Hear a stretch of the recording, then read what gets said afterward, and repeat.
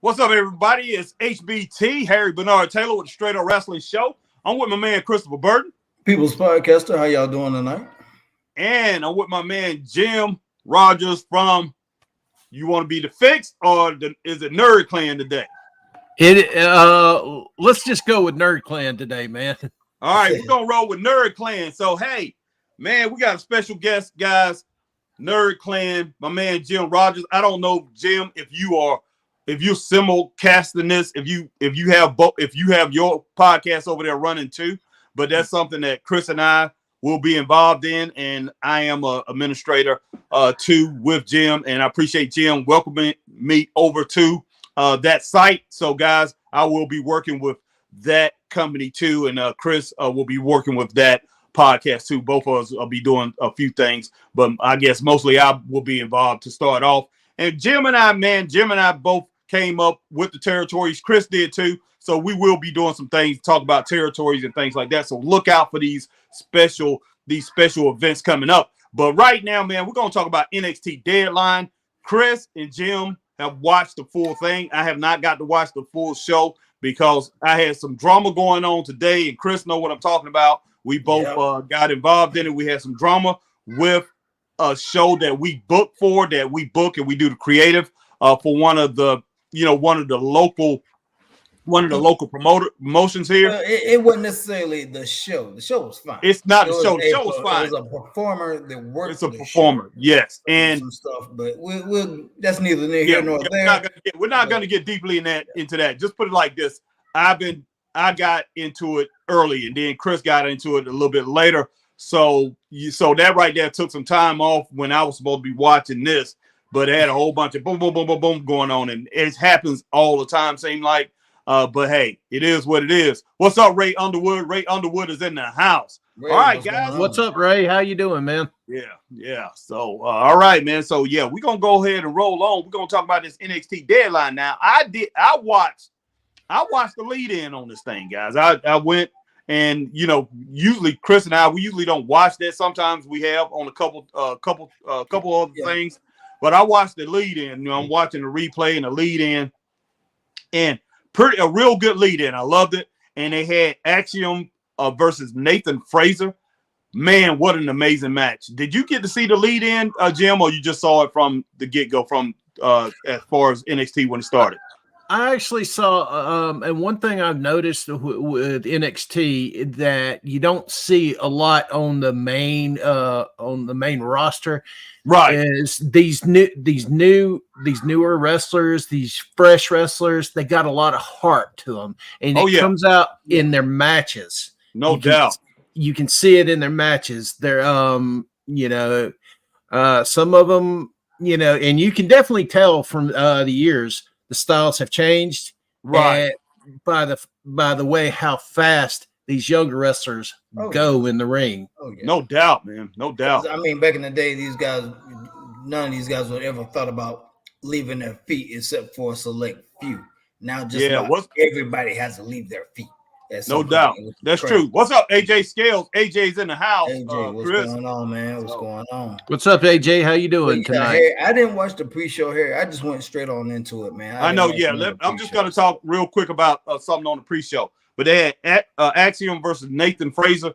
Incredible match. Chris, we've seen it. These two guys connect before. They had a 2 out of 3, which is very exciting, and they wrestled like one other time. But this right here, this match was, man, if this is an indication of what happened, because you both told me how good the show was. Oh, yeah. Unbelievable, man. This match was unbelievable. I gave it 2 thumbs up. I gave it 3.5 stars because, I've seen them do the same things over and over again. But, man, they went at it hard, fast, and furious. And, I mean, Booker T, he just couldn't contain his excitement out there. It was knocked down, dragged out. He never can. And the sportsmanship from the two at the end of the match was just incredible. And then they went into the event, and Shawn Michaels, you both seen, came out, and CM Punk come out there. And one thing I'm gonna go ahead and say about CM Punk, and you guys can let me know what you thought about it. But CM Punk in this coming out and talking to the crowd, CM Punk, this is about the most humbleness I've seen from him since he's came back into wrestling, and that's including when he came back with AEW. He seemed very humble and very, very happy, man. Very happy.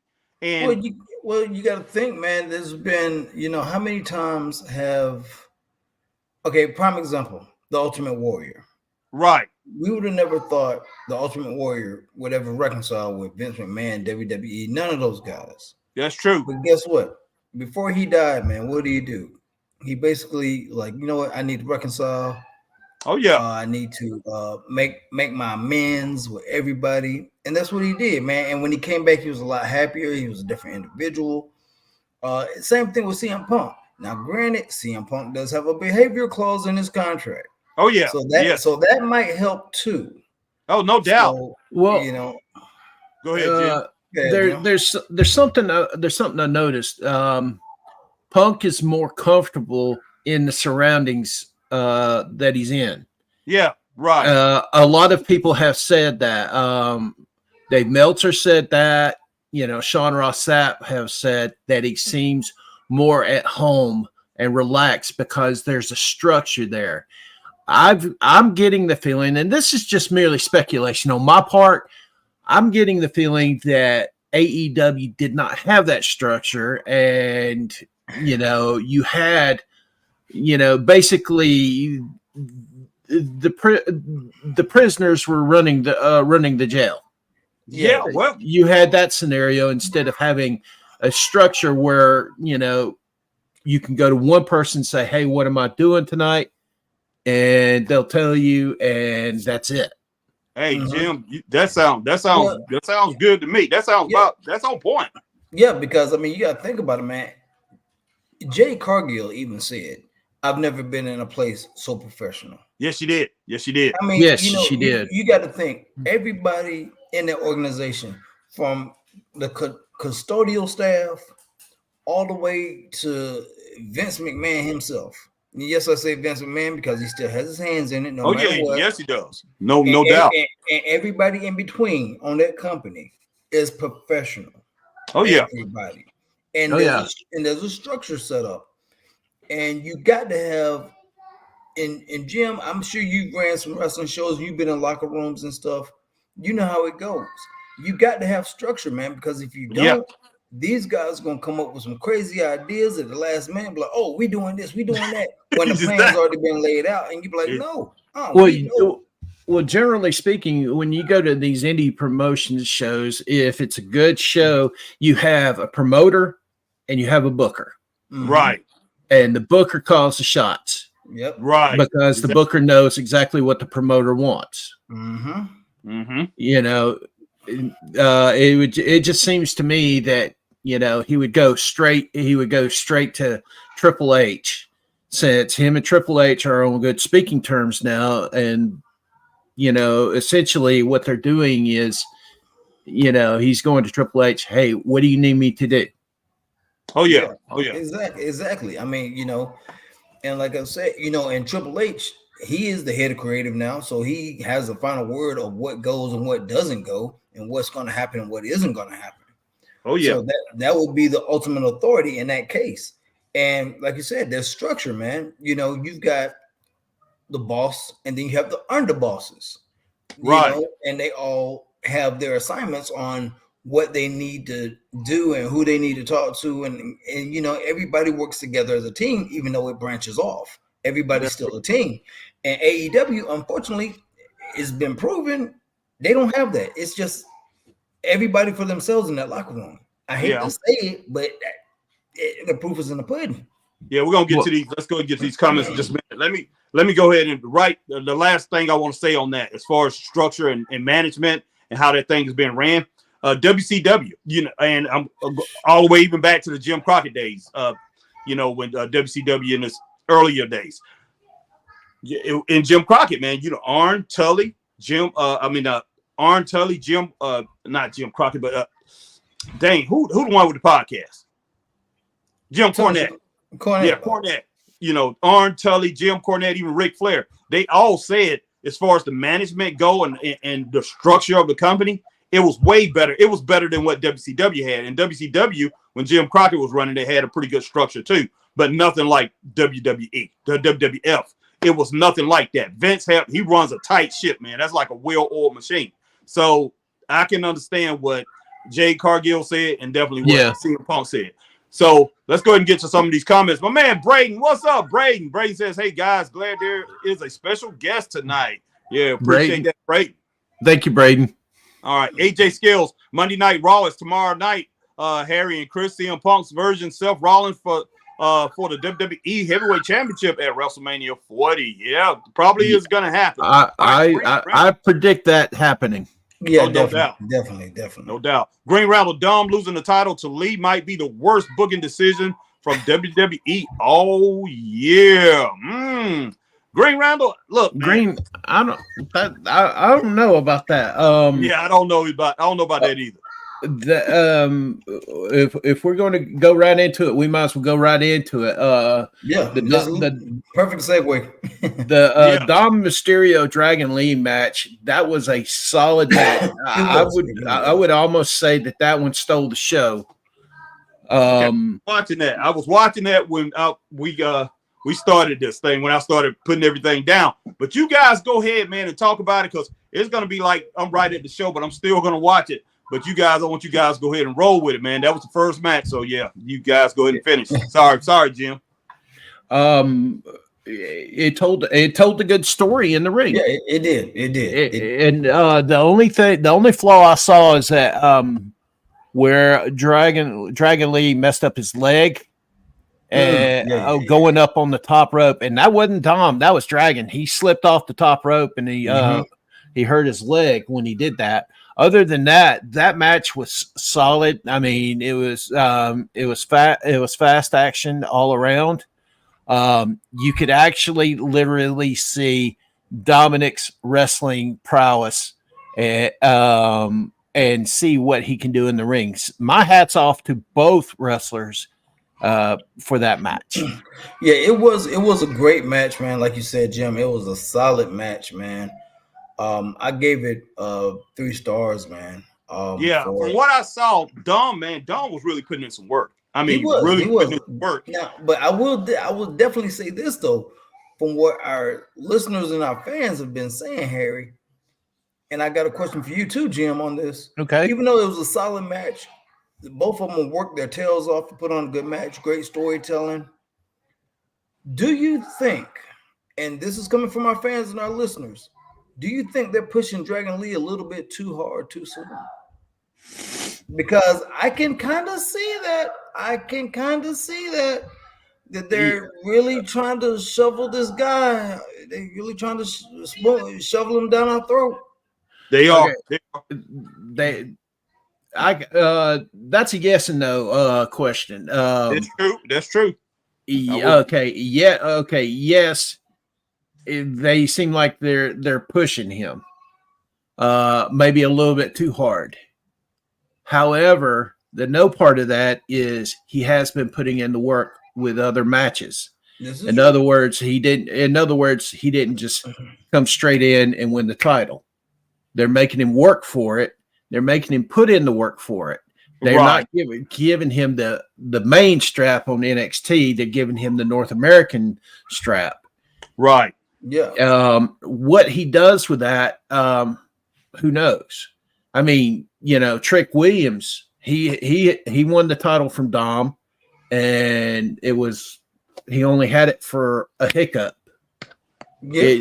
It didn't go nowhere. There was no feud. There was no title swap back and forth. This one, I can see it because he's saying that Rey Mysterio is his mentor.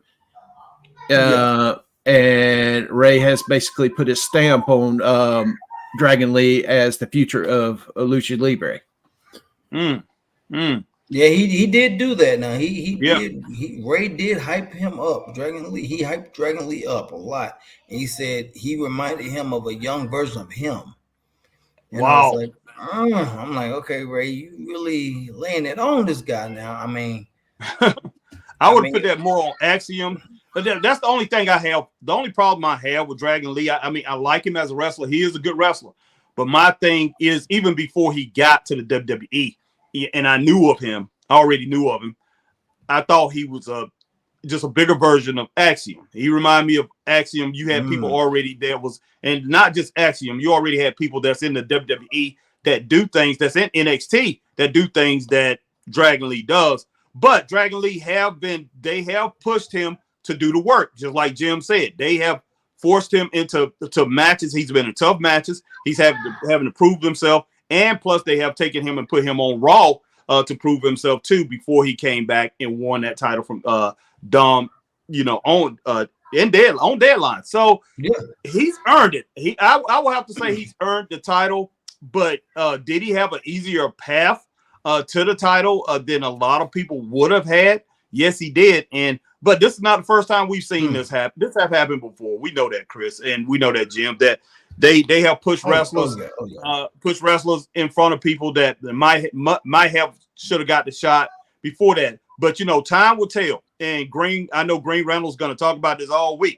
He's going to talk about it. But time will tell with him as the champion if he's a worthy champion. And I think he is a worthy champion. He's good enough to be a worthy champion. But you got a lot of guys who could come up against him, like Nathan Fraser, Wesley, when he gets from his injury. I would like to see him and Axiom hook up again. And you got a lot of other people, man, that's going to vie for that title, probably going to give him a very good run. So we'll see what happens. All right, guys. Yeah. Like I said, I gave that three stars, a solid 3 stars for that match. Okay. And I was kind of, shocked how it ended. Right. Me personally, I would have had one of the Judgment Day come out and try to do some interference and kind of flubbed up things and still have Dragon Lee go over. You know what I mean? That would have how I would have worked it, me personally.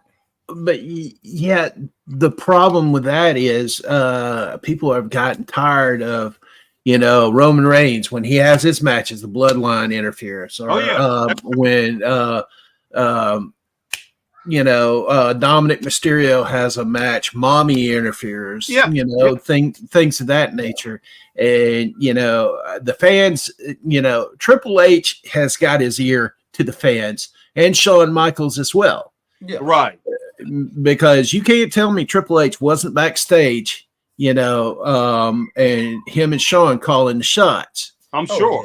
They were. And you know what? We talk about that all the time, Jim. And that's one thing I can't stand. I've had 4 podcasts where I've done them by myself and with Chris, and I talk about all the interference. That's one of the biggest things that we have in wrestling is the interference. And Chris, that's why I said flubbed up. Yeah, flubbed up. Yeah. Yeah, or what they used to call the reverse dusty finish. Yeah, right. But usually, like I said, I can't stand that. But one thing I will say, I usually agree with you 100%. I would agree with you 100% on that, Jim, because I can't stand it. The interference. I want to see a champion leave out as a champion. I don't want to see any. I don't want to see any additive to that. To where okay, he won the title because. Rhea came out and he got a little distracted. They tried to get him, but maybe Dominic thinking that, hey, they beating him down, that I have some advantage of him, and then next thing you know, Dragon Lee wins the match. But in this case right here, because he is still involved with Judgment Day, and people expect it. Now they do expect it. I probably agree a little bit that maybe they should have had a little bit of Judgment Day interference, but I still think it's perfect the way they did it for him to lose that title, and it was no interference. Now, if he was if Dom would have won it, I think it probably would have been cool too, because it would have been like a Ric Flair type thing that Ric Flair, people would talk about Ric Flair always used the 4 horsemen. But in Ric Flair's biggest title matches, he didn't use the 4 horsemen. He will win those. He will win, but a lot of times he did not get the credit for winning without the interference of the 4 horsemen. So it would have been good if Dominic would have won without the group, but him losing without, losing, I still can deal with that too. So I think both of you guys are right in either scenario. But yeah, I'm kind of with you on that, Jim. I'm sure they got the ears to. They got the ears to the press, and they listening to the fans and saying, oh, okay, the fans are getting a little sick and tired of all of this. All right, let's get to some of these comments real quick, guys. Let's see. All right, AJ Skill says, has anyone seen the women's steel cage match NXT pay-per-view? Okay. I'm not. Did they have? They didn't have one. Did they have one? Yeah, they did. Yeah, they did. So. Yeah, they did. We're gonna get to that. We're gonna get to that. We're gonna Black get to Rain that here in a minute. Says Dragon is there to eventually replace Rey Mysterio. Okay, Black Rain. I'm still now. One thing that still kind of it irks me. I ain't gonna lie, it irked me to the core. Right back, guys. Why did Ray get the Hall of Fame and still wrestle, and then win the U.S. title? That irked me like it wasn't nobody's business. I'm like, come on now, everybody else done retired, gets Hall of Fame, they done, or they go to another company and do something else, you know. But Ray, you really do you got to, Ray? Do you really need to? What more do you need to prove, Ray? Well, I think this is his last run. To be honest with you, because I mean, look at it. He's had both knees replaced. Mm-hmm. He's racked up several injuries. I think eventually you're gonna see he's grooming Dom to take his spot. And he's even had that stem cell. If you watch his documentary, he's even had that stem cell stuff done. Oh, for real? Wow. Yeah. That's interesting. But you know, and that's a good thought, Jim, about him grooming Dom. So, that makes you think that puts you in the mind frame. Okay, at some point in time, this Judgment Day thing is going to be null and void, and Dom's going to probably end up going back face.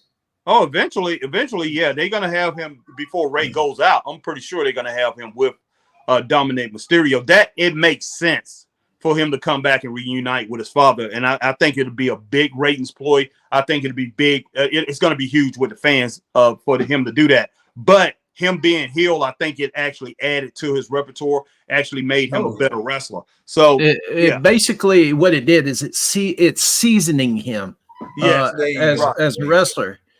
Yes, he's been in the business since he was a baby, but the fact of the matter is, even though he's been trained, he has to be seasoned. He has to learn. There's little lessons you learn in the ring and he has to learn those lessons. And I think Triple H and along with Ray are help seasoning him right now. Yeah, and then he's under the learning tree of Finn Balor too, so that helps too, definitely. No doubt.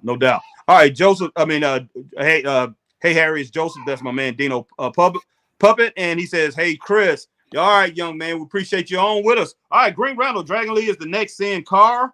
Every few years, WWE think they have found the next Rey Mysterio, and every time it fails, they should have just allowed Dom to carry the title longer." My whole thing is this, Green Randall. I'm gonna just say this real quick, and then I'm gonna let these guys get to the next match. I don't think they think they found the next Dominic Mysterio in this case. I really don't. It's just you're not gonna find somebody like him. You're not. Yeah. You're not unless you take somebody like Ricochet. You shrink him to a 5'3", but he the next Muggsy Bogues or something like that. But no, they're not going to find another Dominic Mysterio. Those guys are not guys that's that small like that, and they can move around and that and pretty much can put together those kind of moves and that kind of talent in the ring, those skills. That doesn't come a dime a dozen. He's a once in a lifetime type. He's a once in a generation type star. So it's going to be a while before a wrestler like that comes along. Now I don't know if me, Chris, and Jim will be here, but you're younger than us. You're 28. So Green Randall, you might be here, man, to see that next star that's like him. But I don't know if we're going to see anything else like that in our lifetime. That he's incredible, man. He was incredible. The things he was able to do. He's definitely a one of a kind for sure. Exactly. And if you noticed, his early matches with WCW or ECW or even back in Mexico, he can't do the same moves he used to do. No. He had to change up his whole repertoire.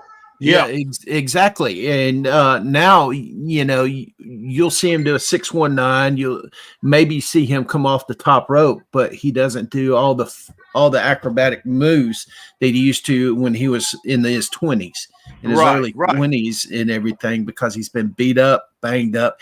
It happens to wrestlers. They have to eventually adapt their wrestling style to compensate for injuries or nagging injuries. So, I don't know if you'll see somebody like that. Closest I would say probably would be Ricochet. Yeah. And I mean, and Ricochet's bigger than him. Ricochet's not a big guy, but I'm saying you have to Ricochet. If he was 4 inches shorter, he would be just like Dominic almost. But Dominic had more moves. You mean Ray, man? I mean, not Ray. He would be like Ray, but Ray had more moves than what we see Dominic doing. I mean, Ray was just, gosh, man. I think Ray back to what he was doing, but like, you know, what Jim was saying, what he was doing in ECW, he done in WCW, he done up in Mexico back when he was younger. That was out of this world type stuff. I couldn't believe it. All right, let's go ahead and move on. Guys, what was the next match? Y'all have that? It's the woman's Iron Survivor Challenge. Okay, so go ahead and talk about that. What happened in that match? Well, the first one that came out was Fallon Henley and Blair Davenport. And I'll be honest with you, the concept of this match really, really intrigued me with the penalty box. Okay. And you know, I've you know, it almost seemed like an elimination chamber where the elimination chamber was on the outside of the cage instead of in there with them. And you know, it's how can I put this? It almost reminded me of a submission match. If you've ever seen a submission match where basically they go move for move for move, and it's very fast paced. Yeah, that's what it reminded me of. Now, Jim, was this your first time watching the Iron Survivor match or seeing Iron Survivor? Actually, it was. Okay. Because I would, you know, I was sitting there and I was, I go on groups like Raja.com. You know, and I was seeing the concept of this match. I said, okay, this has got me intrigued. And when I saw it just, you know, go forward during the match, I'm like, okay, this is really interesting. Yeah. It's funny because, you know, when you get the pin on somebody, obviously you get the fall. But the person that gets pinned has to go to the penalty box. That's crazy. You know? It is. And so it's almost like it almost puts you in the mind of a Royal Rumble kind of deal. Like if you're just throwing people out left and right and you're just waiting for the next person to come on down, you know? But you know, and it's and then you're fighting the clock and everything too. It's a lot to digest if it's the first time seeing it. And I'm sure, Jim, you know, you were trying to break this thing down. You're like, okay, you're fighting the clock. These are the rules. This is going on. So many people come in the ring. So many different intervals, and it's a lot going on. It's a lot going on. But it was a good match, though. It really was. Yeah, the few years I've seen it, I really enjoyed this match in NXT. And I tell you what, a big ups to Shawn Michaels, because I mean, his crew, Shawn Michaels and everybody involved. And I know when it comes down to these huge pay-per-views, we always have Triple H come. You know, he comes in and, you know, he's observing or he has something to do with it too. But they do a great job, man. They have done a great job the last few years with the Iron Man Challenge, the Iron Survivor Challenge. But they've done a great job with that. So I look forward to watching that match. But go ahead, Chris. Now, one thing that tripped me out, they did not give golly, I can't think of her name for save my life. The blonde-headed chick, Ludwig's girl. Tiffany Stratton. There's Tiffany Stratton. Tiffany Stratton. It took her forever, Harry, to get a fall. Everybody in that match at least had one fall, except for her for the longest.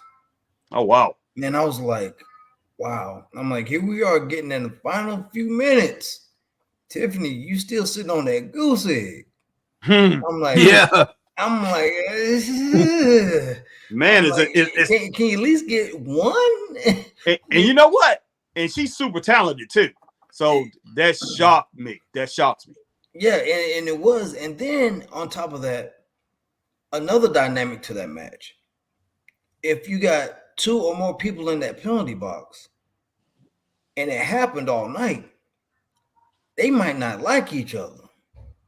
So you got fighting going in the ring, and you got fights going on in that penalty box. Oh, wow. Yeah, that's true. It was crazy. I mean, at one point, the announcer was like, "Book, you need to watch yourself, man. Watch yourself. Getting kind of close, because I'm guessing they were in that penalty box, which was right next to the announcers, and that thing was probably rocking and everybody getting tossed around in there, and it probably looked like it was gonna fall over or something, man." And they was fighting just past Tuesday. They was already fighting. It just kept going on and on. But it's something about that female roster at NXT, and I love that female roster, by the way. But those females are always at each other, man, and they just go at it. And they dress in the same locker room. The female heels, and the female faces. They dress in the same locker room, and they go at it. They get in fights all the time. It's like okay, I know you're a heel, but we can talk and we can be cordial in that locker room. But then next day, hey, they're fighting over something, and it just and you always having somebody taking sides. So I know that match was very interesting. What's up, D Skill? D Skill H-Town is in the house, and we got our Facebook user. Zach Hester, hey, Facebook user. Zach Hester, Zach. Man. All right, my man Zach Hester, Kid Cutter is in the house, man. Local wrestler. Cutter. And Jim, that's somebody we probably could get onto the podcast one day, man. On absolutely, man. Something like that. But a great wrestler in the house right now, my man Zach Hester, Kid Cutter. All right. But yeah, what's up, D Skill? D Skill says the penalty box had lights in it too. Great production all around in this match. Okay. Then D Skill H-Town NXT women's matches aren't 100% scripted anymore. You can see them growing as performers. There's no doubt, D Skill. That's true. I agree. Well, a lot of the wrestlers, especially a lot of the older wrestlers, what they would do is call in the ring. Yeah, that's true. Back in the day, they did. And I feel like if Sean lets him call it in the ring, he said, "This is the result I want. How you get there is up to you." Yeah. And if he has the confidence, he'll let him call it in the ring. Oh yeah. He instead of going backstage and going over every move backstage, a lot of the wrestlers they hate doing that.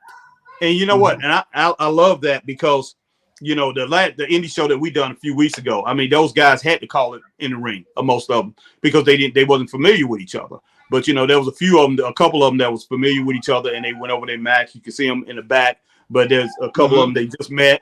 And we had a guy from Detroit come all the way down here to Greenville, and him and Jamie, they talked a little bit before the match. But these guys, I told them, hey, go in there. We told them who was going to go over in the match, and basically gave them basic instruction of what to say, because some of them had a little bit of time on the mic, what to say and what not to say. They got in the ring, man, and they pretty much were calling in the ring, and it came out better that way. So, you can if you have an eye for wrestling matches, you can tell which ones are I wouldn't say scripted, but are discussed in full detail behind the scenes and what's called in the ring. And now and just let y'all know too, man, if anybody watching, to call a match in the ring, you really have to be a seasoned vet and know your stuff. No doubt. Yes. You can't be no green rookie. Okay, I got 12 matches under my belt. I can call a match. It's nah. No, you're talking. It's not that easy. It's not that easy. Yeah, it's one of the competitors got to be a veteran. It got to be somebody that's been through it for a while. Even if they've been doing it a year, they need to have at least a good bit of matches under their belt. And generally speaking, 99.9% of the matches that are called in the ring is usually it's the heel that's calling the shots always, in the ring. Yeah, usually always. Back in the day, it was always the heel that called the matches in the ring. Yep. And like I said, that's a lost art now, man. That's a lost art. No doubt. There's only maybe a few wrestlers now that I would think they will be able to even do that now. Oh yeah. You know, on the day's roster, there's only a few that I could probably. Yeah, there's only a few that can do it. That's true. Now, I ain't talking about no Hall of Famers. I'm talking about guys that are still working now. Right. Guys and girls. Oh yeah. Maybe somebody like a Matt or Jeff Hardy or AJ Styles or somebody like that. Yeah.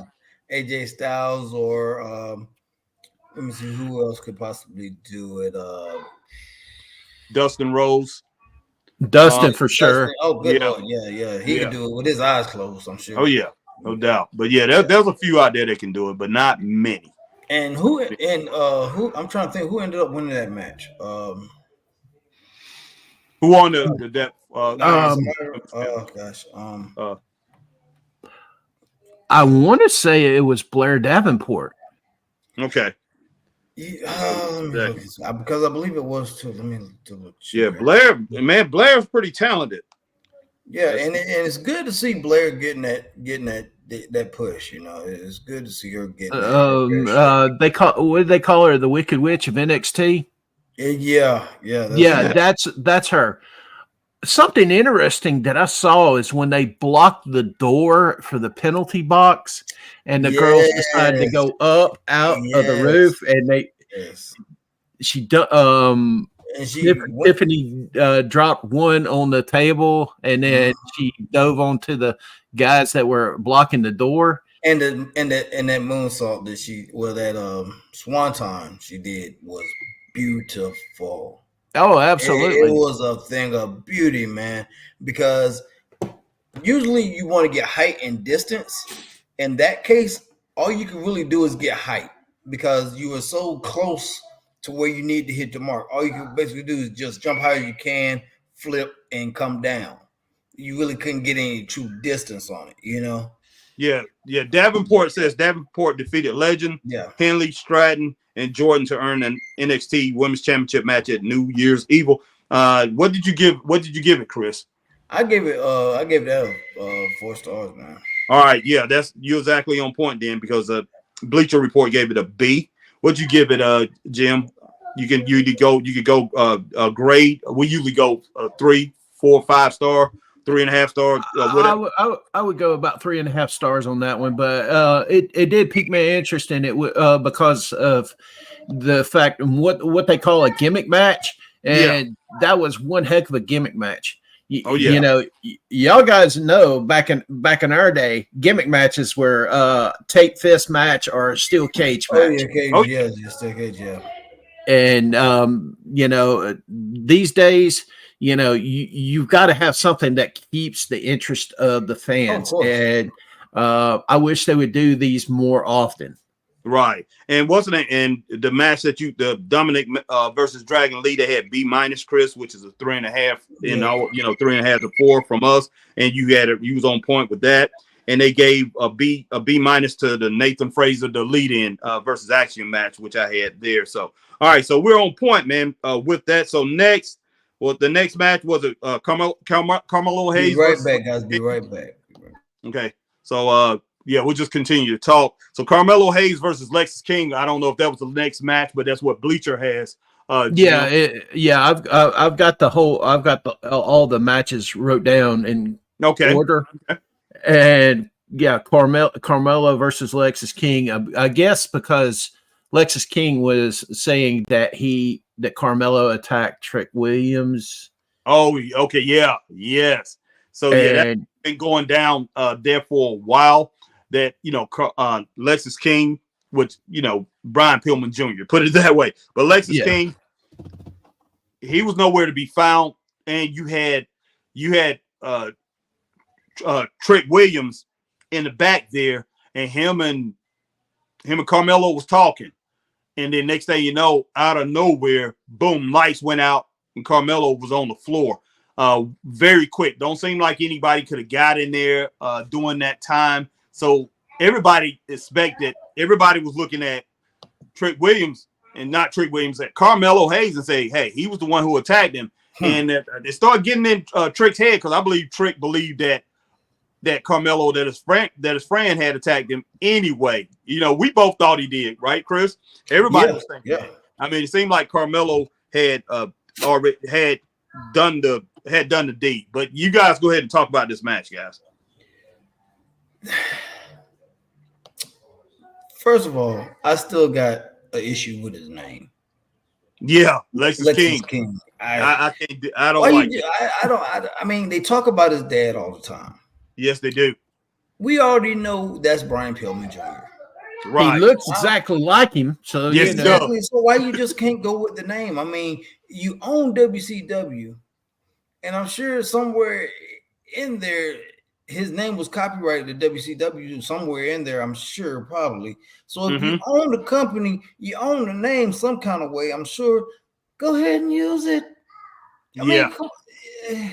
Who's gonna sue you? I mean, come on. I mean, what? I don't. But I just had to get that gripe out of the way. I just had to get it. All right. With that, I think that Brian Pillman Jr. I think he wants to. I think that's part his decision. Also, I'm not 100% on that. So don't quote me on that. But everybody can tell whose kid that is. I mean, there ain't no denying it. Yeah, same thing with Braun Breaker, though, man. I mean, and they saying that was his decision, too. I just don't know about all this, man. I really don't. It's like... I mean, don't get me wrong. You're trying to step out your parents' shadow. Of course. I completely, totally get it. You want to set your own trail, be your own man, be your own woman. I get it.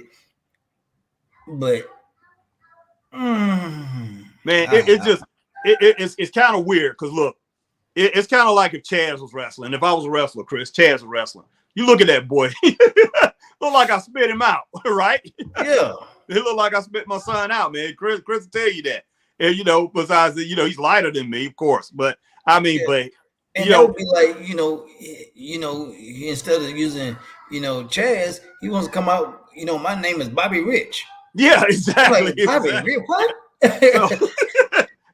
It's crazy, man. But that is a hard thing to really digest, to really look at Lexus King. And I think people are really upset about this, even though Braun looks like his dad. He looks like Rick, and he talks like Scott.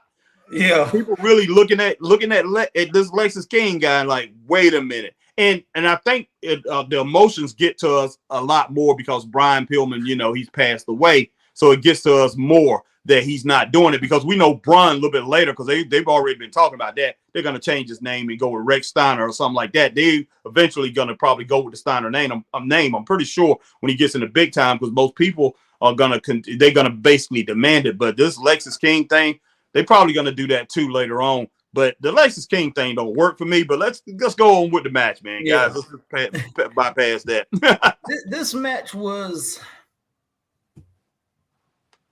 for who was wrestling in the match, it was incredibly slow, which was surprising. Yeah, Bleacher is on point with what you're saying right now. I was like, wait a minute, for who's in this match? And we know what they both can do. This is a slow match.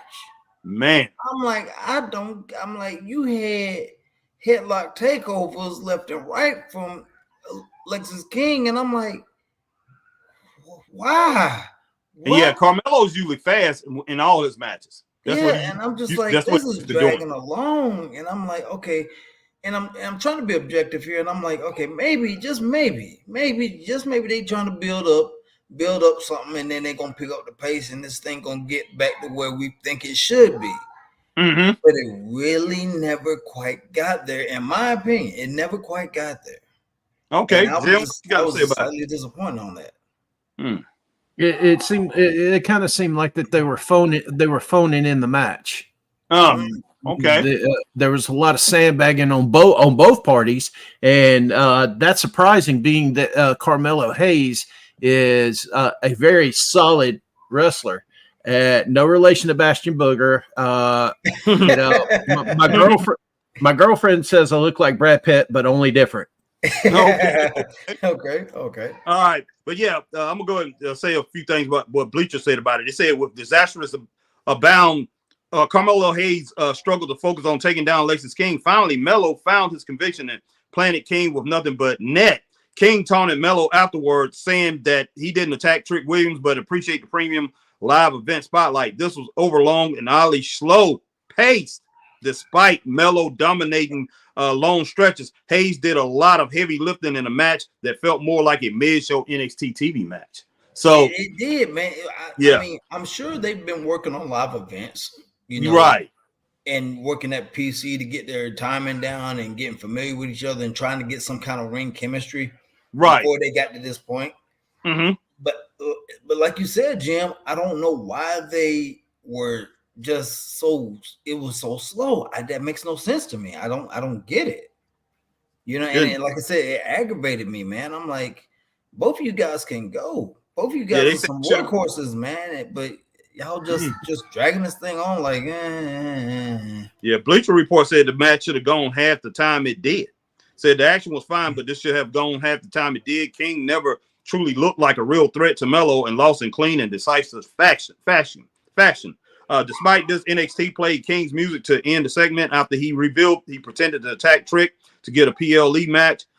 It all came off awkward and a waste of Melo's considerable talent. So they're saying they basically saying that Lexis King had no business being in the match with Carmelo Hayes. They gave it a D+, Chris, which is a 2 or 2.5 stars for us. So wow. What did you give it, man? I give it a 2, man. I can't go do 2.5. I just give it a 2. Okay, what about you, Jim? I'd have to give it a 2 because mark my words when I say this, Carmelo Hayes is the future of WWE. Yeah, but no doubt. He's one of the guys. I think we said Braun Breaker, him, and a couple other people. I think we said Chris, but yeah, he's definitely in that small group there. I'll even say Trick Williams, but you know, Carmelo's like an A plus wrestler, and he's a top tier guy already. Oh yeah, definitely maybe a B minus wrestler. Who? A B minus? A B minus wrestler, and trying to get him up to here is going to be really hard because, quite frankly, he's just coming into the company. He doesn't have a lot of time, and you know, I could go on record as to say that Carmelo Hayes is a natural wrestler. Yeah. I mean, he grasps it, man. He's incredible. What's his name has a way to go. I think you was talking about Lexis King because I really didn't hear that as a B minus wrestler. I got him around a C+. I mean, C+, B minus, very close. But yeah, he's he gets more credit than he actually, and I hate to say this, I really do. I know a lot of people out here like him, and I've said things about him on the podcast, and I've had some of our friends here, and you know, we call them friends more than we call them fans, but they, you know, they'll come in there defend him. But you know, I tell it like it is, and I call it like I see it. He's still at a C+ level talent from what I'm seeing. He has a lot of work, and I never looked. I thought his dad was good. His dad was good, but I think his dad was really propped up by, you know, especially when he got into Hollywood Blondes, man. Brian Pillman Jr. really sparked. He really spiked when he became part of that team. But most of his popularity came from him being around other people that shot him to the top. But Brian Pillman Jr., he got a ways to go. And I thought that ever since he was in AEW, and you know, people want to go, no, but people are they're going off emotions with that because of his dad.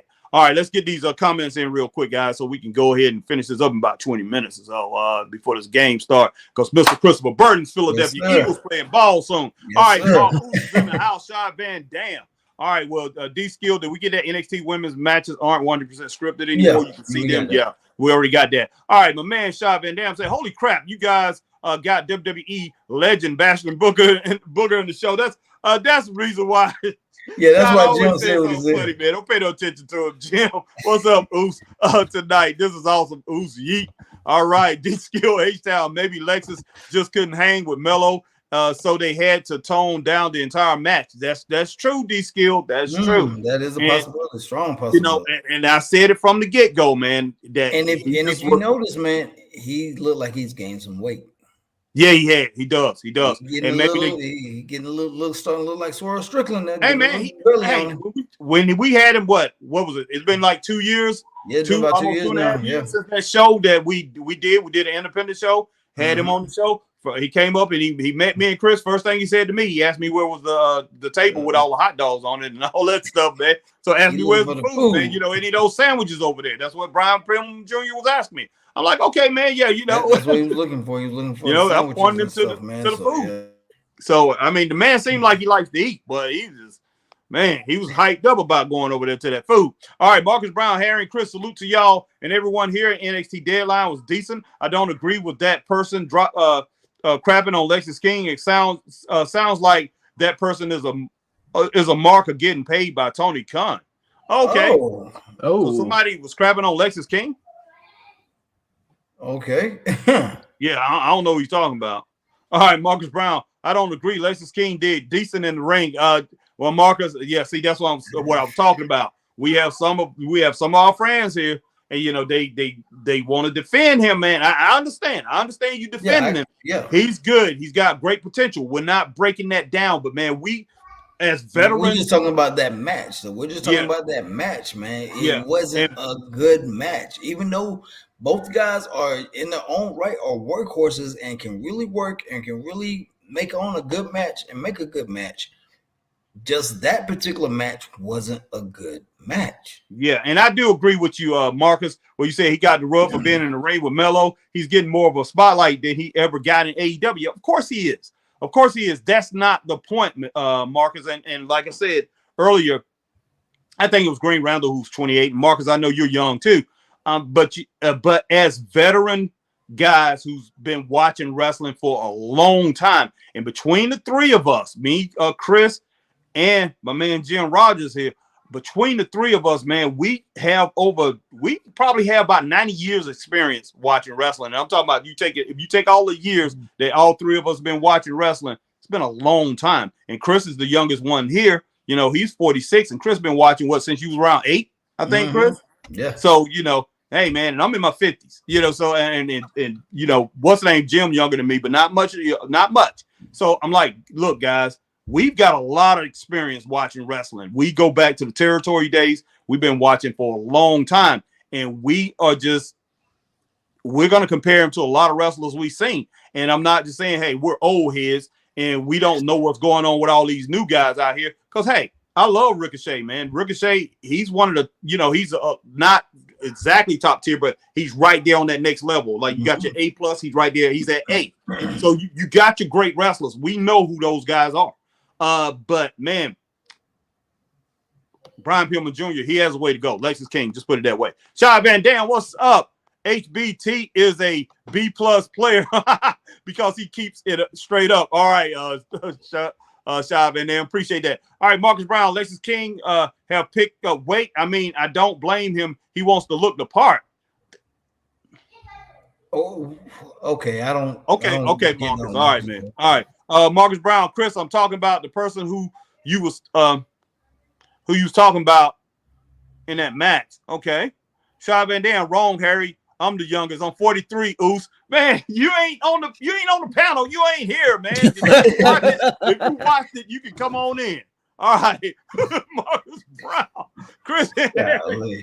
All right. Did y'all see the photo of Cora Jade and Roxanne Perez with Punk? It's like he was talking to a picture with AJ Lee, two daughters. It was a heartwarming moment. I didn't see it. No, I didn't. Yeah, I did see it. I think AJ Lee had a hand in their training before they went to WWE.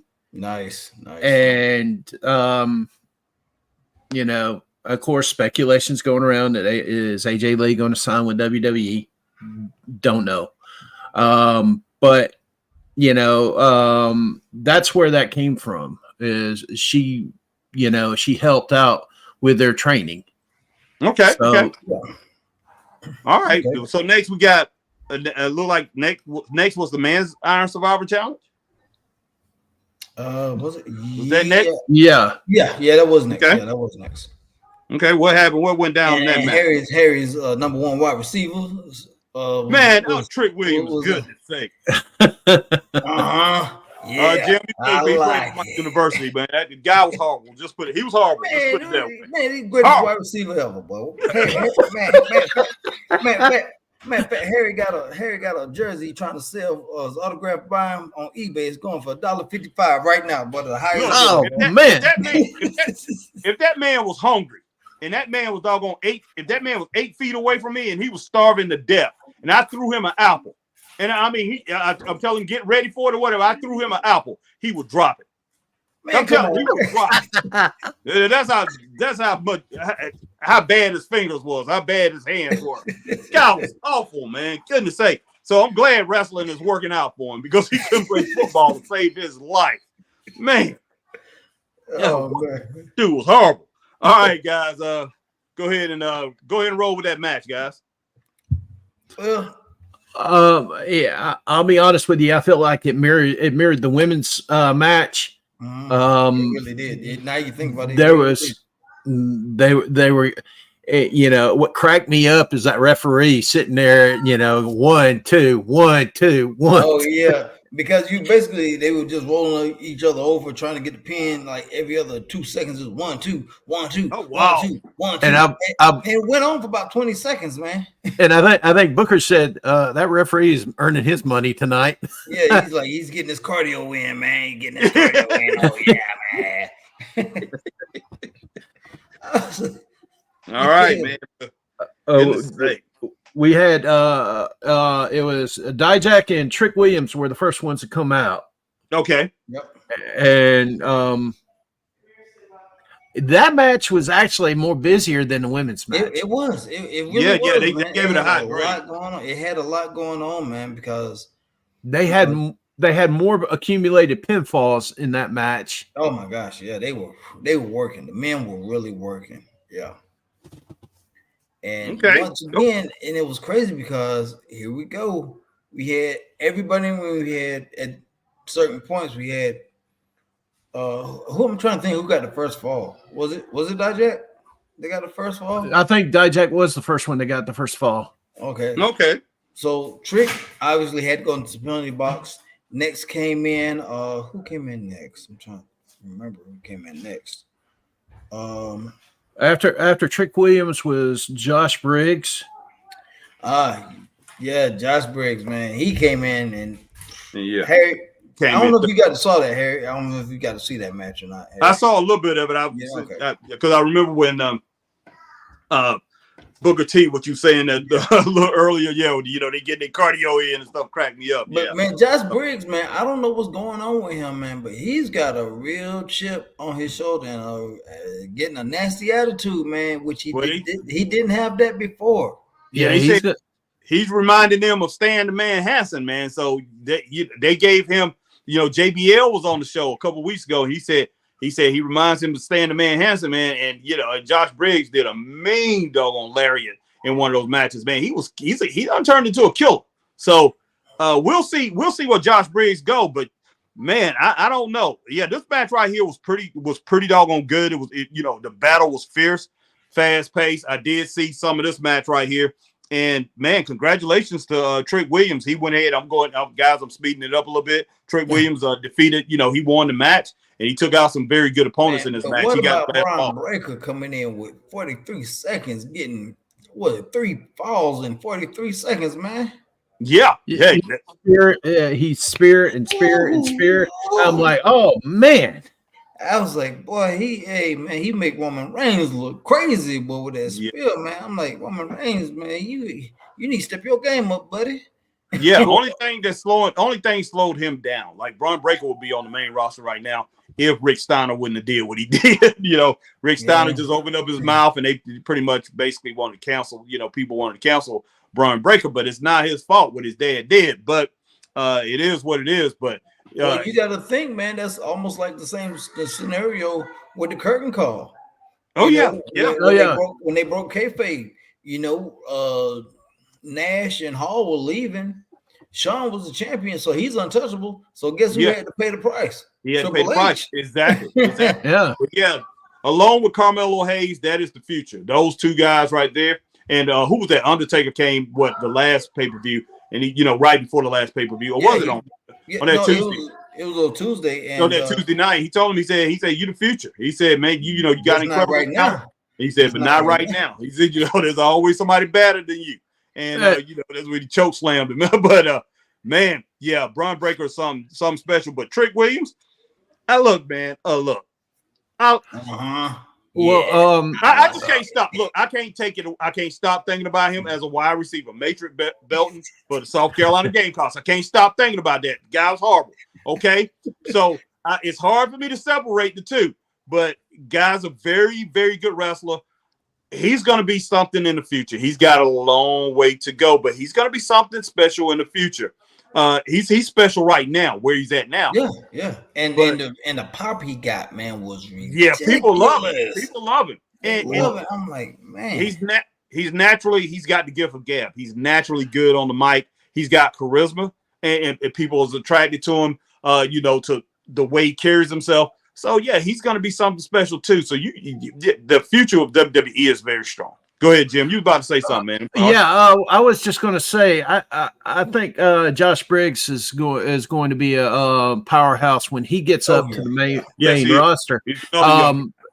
Him and Brooks Jensen. And funny little side note: Brooks Jensen is actually the son of legendary wrestler Bull Buchanan. Oh wow! I didn't know that. Yeah, wow. His name is Ben. His name is actually Ben, but his stage name is Brooks Jensen. The reason I know that is Bull is from Georgia, and I know Bull. He's a sheriff's detective. He's a detective now, but he's his son. His son is he's I think he's doing really good in the ring. I think he's got a good future, as long as he stays the course, man. Yeah, Jensen is very good. I love that tag team. Those some big boys, and they really good as a tag team. All right, Marcus Brown said at Jim the professor. Sorry, I didn't say what's up. We got one above that, man. Oh, okay. I thought I got that. No. Oh, Chris and Harry, did y'all hear Yeet is unbanned? That's the quickest something was unbanned. Wow. Well, Marcus, they paid it off. They paid this guy. So I heard about that, Marcus, but they paid him, but I didn't know it had been unbanned, but they paid him and they settled it. So that's good. All right, Marcus Brown. Marcus, it's good. It's good. Well, I'm not meeting you, but it's good. It's good talking to you, man. Yeah. Say sorry I didn't say what's up, but salute to you, my bad. I always greet everyone here. All right, Marcus Brown. I gave NXT Deadline 3.8 out of 5 stars. All right, that's good. So that's basically 4 stars right there. All right, Marcus Brown, Harry, Chris, and Jim. I like the moment Breaker came out spearing everyone like he's WCW Goldberg, and Dijak got the first fall on Josh Briggs. All right, Marcus Brown, Chris, and Harry, my mistake. I think Briggs got the first pinfall on Dijak. Also, Trick Williams winning was great to advance the story with Melo. I think Melo is going to cost him the match against Dragno. Huh? I can see that. I can see that. I can see that. All right, Marcus says, Harry, Chris, and Jim, I think Melo isn't going up until he gets Trick over, and Trick Williams has one of the best themes in wrestling. Booker T makes it awesome. Then Marcus said, Harry, Chris, and Jim, we was blessed with wrestling last night. It's exciting to be a wrestling fan. Both NXT Deadline and Collision was both great shows. All right, Shaw says, oh, yeah, speaking of Yeet, Oos, Yeet. Yeet, boy, this joker loves to eat Yeet stuff. Yeah, you do, man. Shaw, you sure you didn't come up with that? You sure you and that guy didn't collaborate with that? And you got part of the money from WCW? Because you love that Yeet, man. I'm telling you, you are Yeet. When I think about Yeet, I think about Shad every single time. I'm like, that's Shad Van Dam, man. Yeet. Every single time. Fest, boy. He gonna have a Yeet fest, boy. You need to get paid a quarter for every shirt that's sold. At least 10 cents, man. At least they get 10 cents. Goodness sake. All right, guys. Man. All right, so what y'all think about that match, guys? That match, I would give it a solid 4, man, because it was, once again, we got down to Melo doing a Tiffany Stratton number, and like you said, Jim, it mirrored the women's match, but it was just at a faster pace.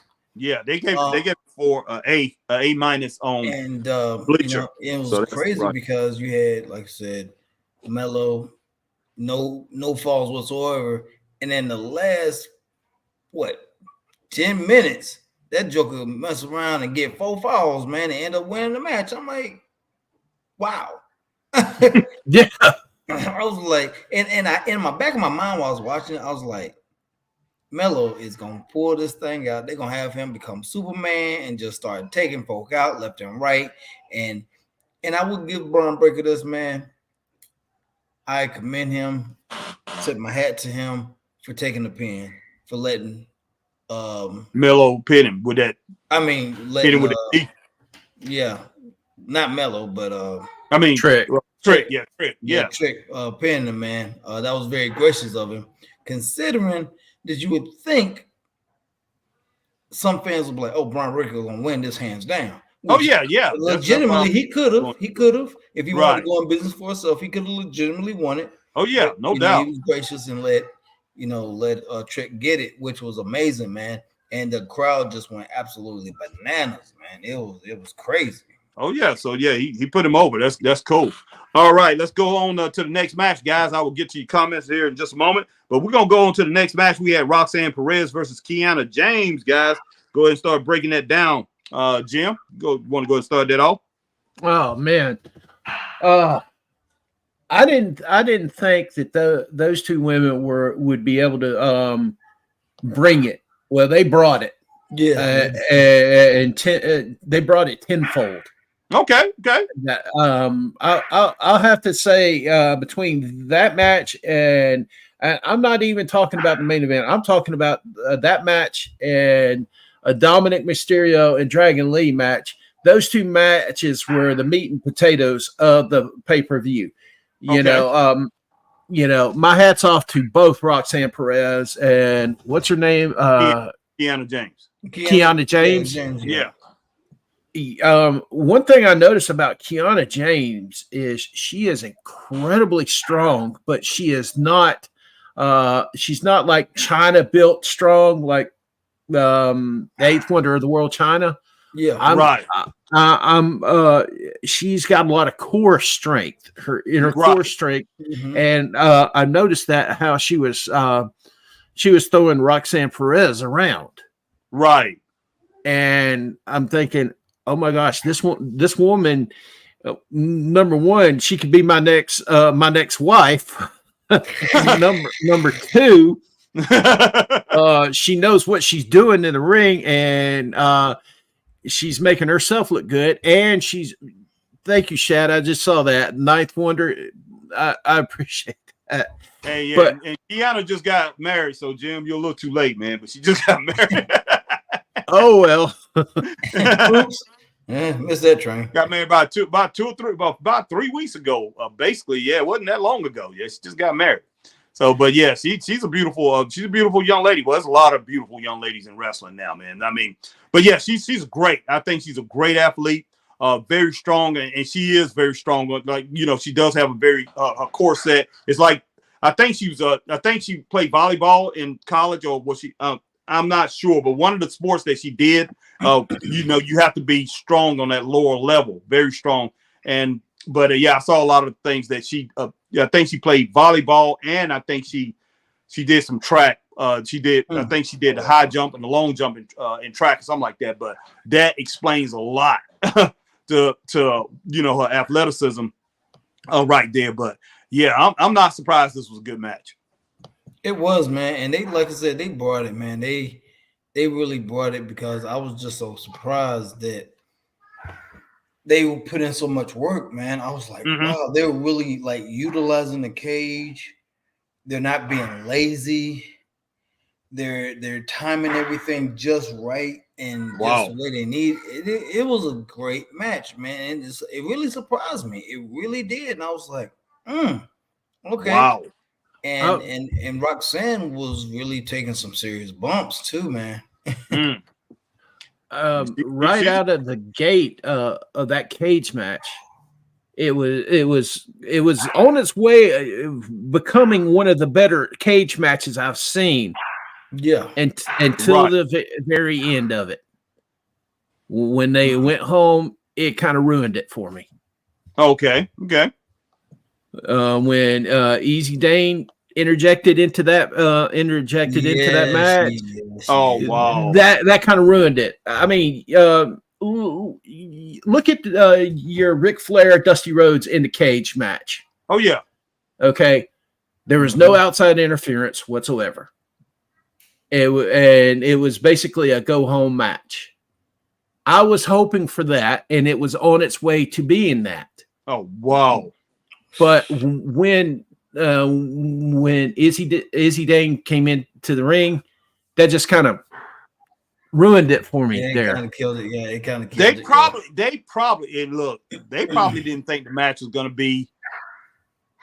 Probably didn't think it was going to go over the way it went over, and they probably had that already scripted. Said, "Oh, go ahead and do this," and maybe thinking that, "Oh, we need a little something extra." And I think sometimes that does happen in wrestling. They think, "Oh, we need a little bit extra," and it ruins the moment, and you know, it ruined a great match. And that's sad. That's a sad situation that we have to endure as wrestling fans. But man, I'm glad to hear it was a good match, and I see Kiana James got the win. Yeah, she did. Yeah. So that makes me wonder what they're gonna do with Roxanne Perez if or when she's gonna come up to the main roster.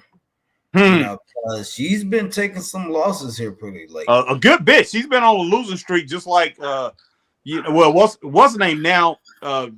Braun Breaker. They pretty much sometimes he lose. You know, every now and then he loses. He's back pretty much on his winning ways. But he did take a loss here. But this is not going to hurt him because of the type of match it was.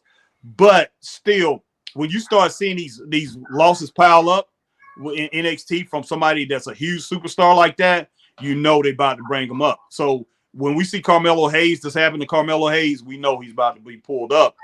But man, so what did you give a match overall though, Chris? I gave it a solid 3. Okay, Jim. I'm gonna give it a 3 with addendum that at the ending of the match kind of just, you know, I could have seen it going differently. Yeah, it didn't matter who won the match. It just, you know, when you see a steel cage match, you're like, okay, that's the go home match. That's the rubber match. Yep. But yeah, 3 stars is good, and they should have let them finish because these girls have been going at each other, coming out, running out, jumping each other, fighting in the back room and everything. So yeah, they should have let that thing go ahead and finish right there. All right, my man Marcus Brown, Chris, Harry, and Jim. Yeah, I agree. Yeet, yeet, yeet. Shad Van Dam. Oh, I plan to get the Yeet shirt if it starts selling again. Okay. All right, Marcus Brown, Shad Van Dam. I hope you get one of the best Yeet shirts. I think it's multiple designs. And Shad Van Dam, Night Wonder. My man Marcus Brown, Harry, Chris, and Jim. Roxanne actually looked kind of darker. Lost last night. She looked darker last night. I can totally see Roxanne and Core reunite as a heel tag team. That loss by Roxanne will make her snap off on the fans. Okay, Marcus Brown says, Harry, Chris, and Jim, appreciate y'all giving praise to Roxanne and Kiara because you had geeks like JD from New York crapping on the whole pay-per-view. He won't, he'd be watching the WWE product just to crap on it. Of course, he's big AEW thing. It seemed like JD is paid by AEW. He started that from the get-go. All right, Marcus Brown, Harry, Chris, and Jim. I seen a post saying 51 years today. In 1972, Ric Flair made his debut in WWF. In not ago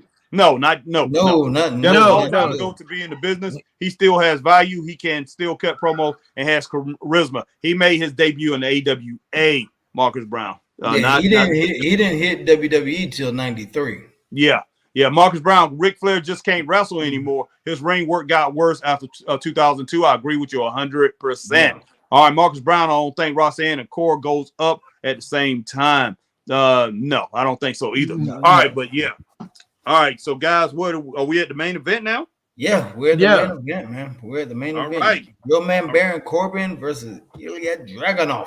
All right, 2 of my favorite characters in wrestling right now, and in NXT. And man, Baron Corbin, they really have reinvented him. In my opinion, I think he has, because even him coming back there, you know, Chris, we both was all of us, and a lot of our friends here, fans on the show, was all like Baron Corbin. But he has come back. pretty much reinventing himself. I wish he keep the money type thing out of that. I got this money out there, this and that. But still, he's looked really tough. Yeah. And he's really been battling here in NXT, even though he's taking his losses just like he take losses up there. But he's been getting more wins than losses. So you guys go ahead and talk about this match. This one was a good build to the match. I still don't understand what Dragunov really meant. Maybe Jim, you might have knew when he said only person can kill a dragon is a dragon. Basically, what that basically means is the only person that can stop him is himself. Right. I knew exactly what he was talking about when he said that. I'm going to have to say about Ilya Dragunov, that's a short little ferocious fella right there. Oh, yeah. That joke. He kind of reminds me of he would remind me of Wolverine from the X-Men. Yeah, Wolverine was a short, but he was very ferocious.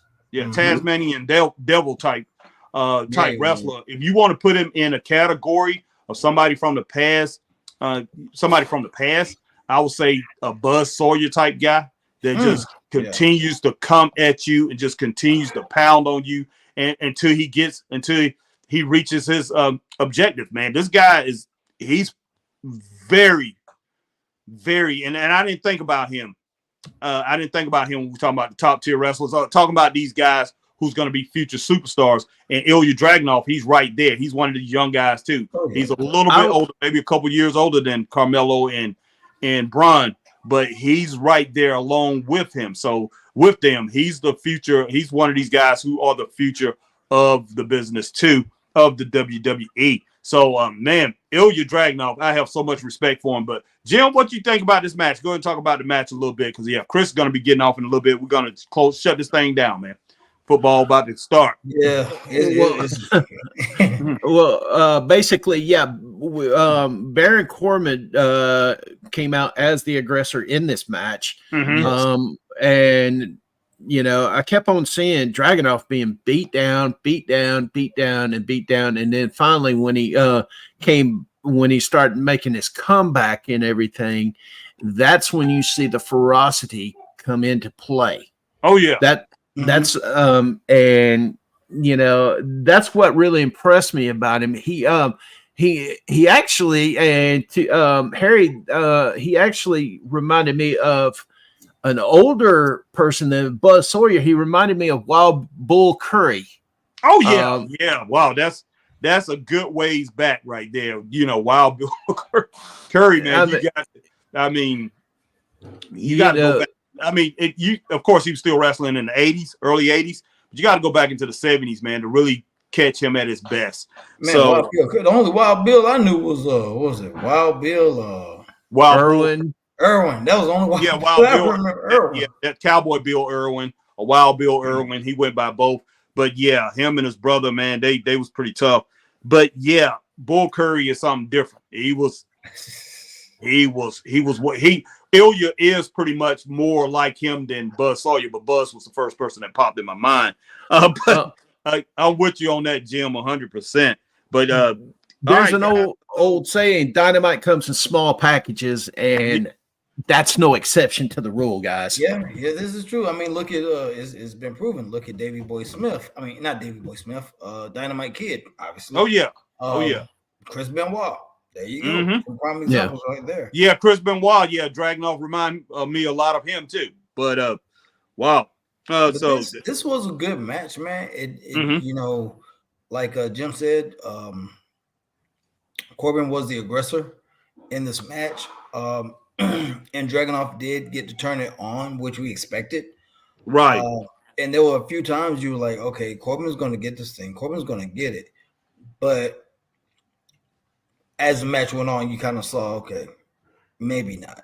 Maybe not, So, I'm not mad on how it ended and, him getting the title or not keeping the title. I'm not mad at that at all. I'm just thinking now ahead with Trick being the number one contender now. how is this going to play out possibly with that? But I know that's kind of, you know, on down the road and everything. But this match, man, was good. I really have no gripes or qualms about it. I like how everything really just played out. Well, sometimes you need a veteran wrestler to basically bring out the best out of their opponent.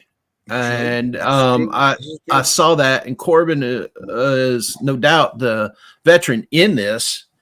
And I saw it, and I could see what Baron Corbin was doing. He was trying to make Dragunov, you know, which obviously Dragunov was the babyface, and he's the heel, and he's basically the heel is just, especially a veteran heel, is just trying to push that babyface and get that babyface over. Whether he wins or loses, you know, all in all, you could see it in the match. You could see how it was going.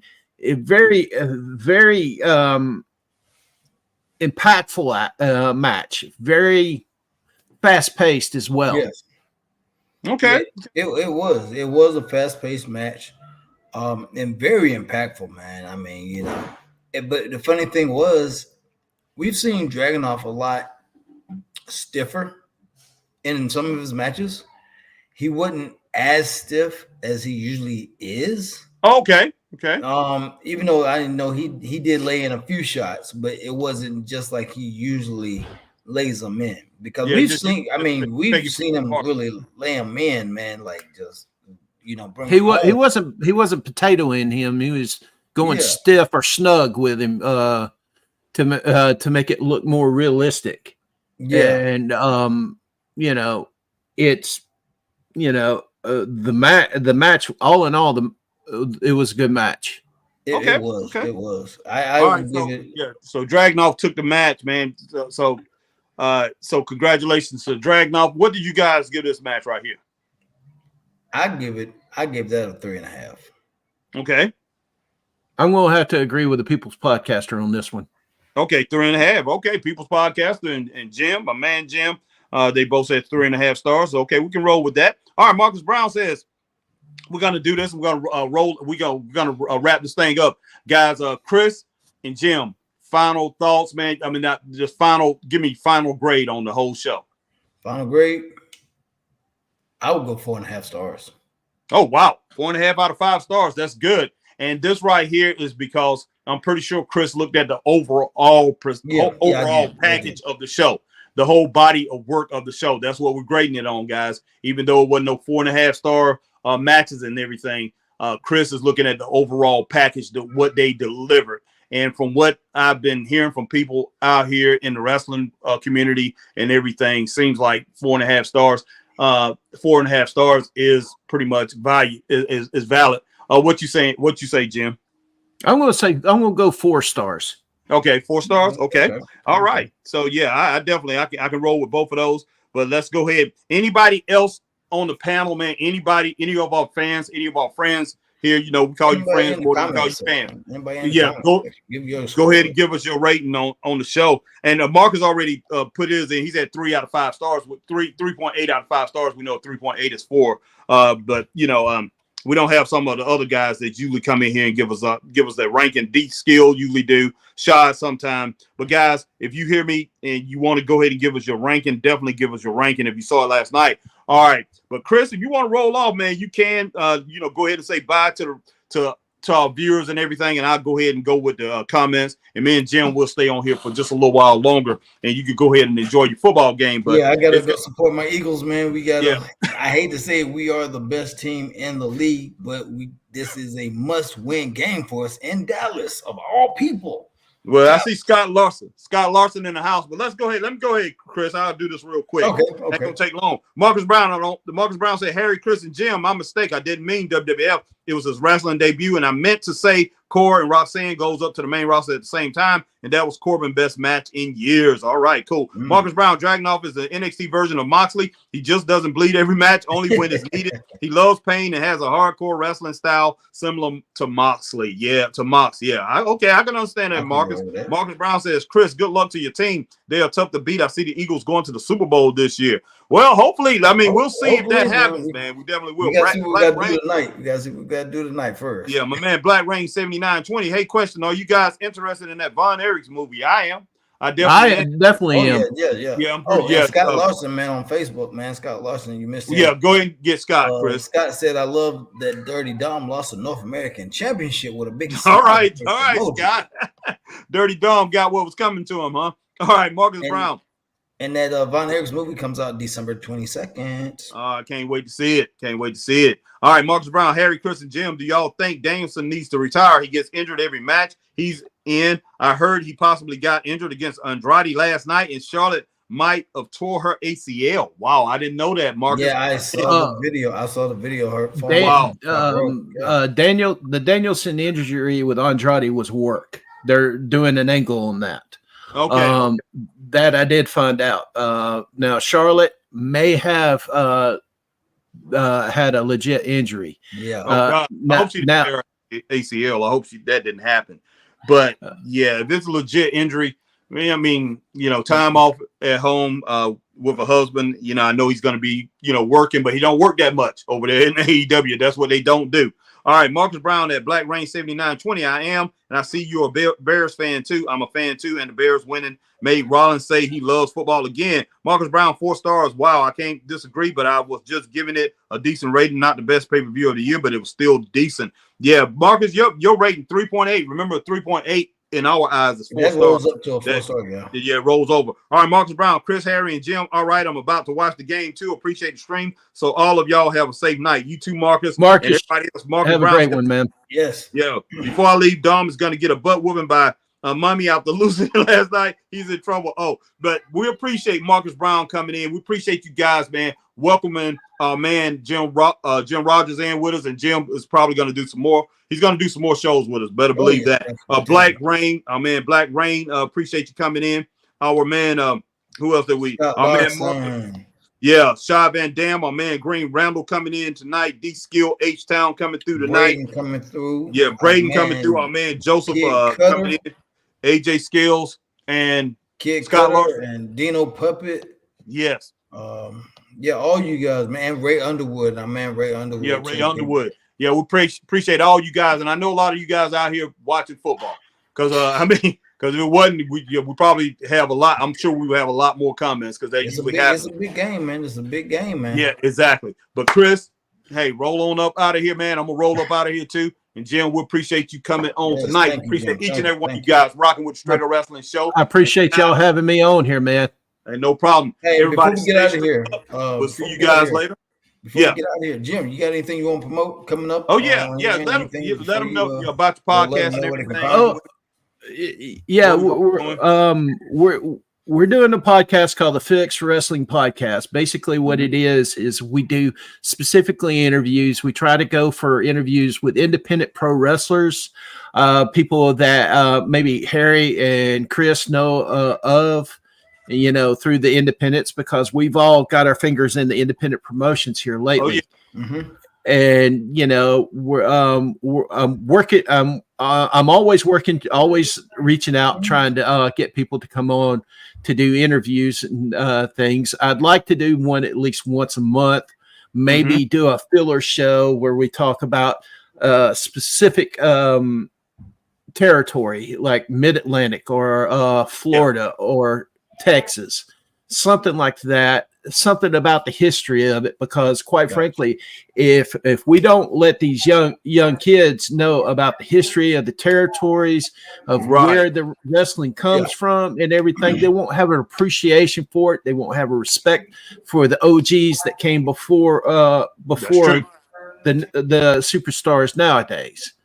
So that's what the Fix is basically built on. Also, got a Facebook group. You can get in touch with Harry or get in touch with myself on Messenger. We can send invites out. The Nerd Clan Nation. Basically, we discuss anything from Star Wars to wrestling. In all points in between, Dragon Ball Z, whatever you want to discuss. If you want to come on, you want to, discuss any subject involving the nerd spectrum, always available for that, man. Gotcha. Yeah, definitely. All right, so definitely we're gonna be doing something like that, and we'll probably get to, some of that and be talking with Jim and talk about some of these Star Wars movies and things. So we're not just going to be talking about wrestling, and we know you guys, man. A lot of our fans, they love me and Chris to talk about other things. So this is probably going to be your opportunity. Where Chris and I dive into some other things with Jim, and then Jim's got another partner too. Jim, his name is escaping me right now, but his name is Andy. Andy O. You don't. It's hard for me to pronounce his last name, but everybody just calls him Andy O. Okay. He's done interviews with me with Cyrus the Destroyer, which I've already spoke to Cyrus, and Cyrus has agreed to come back on the show to let us know his update when he comes back from Japan, where he's in All Japan Pro Wrestling right now. Oh wow, wrestling. Nice. The man looks like Bam Bam Bigelow. Yeah, so we can't. Yeah, definitely. That's the reason I say keep me updated with that, because me and Chris would love to be on. Yeah, definitely. But yeah, definitely. My man Jim got his thing going on. Chris and I, we definitely gonna have him come in and have him partner with us a good bit. And we're gonna partner with him too. But guys, stay tuned and check those things out. But guys, like we always say, stay straight up. We'll see you guys later, man. Enjoy the football games tonight. Peace.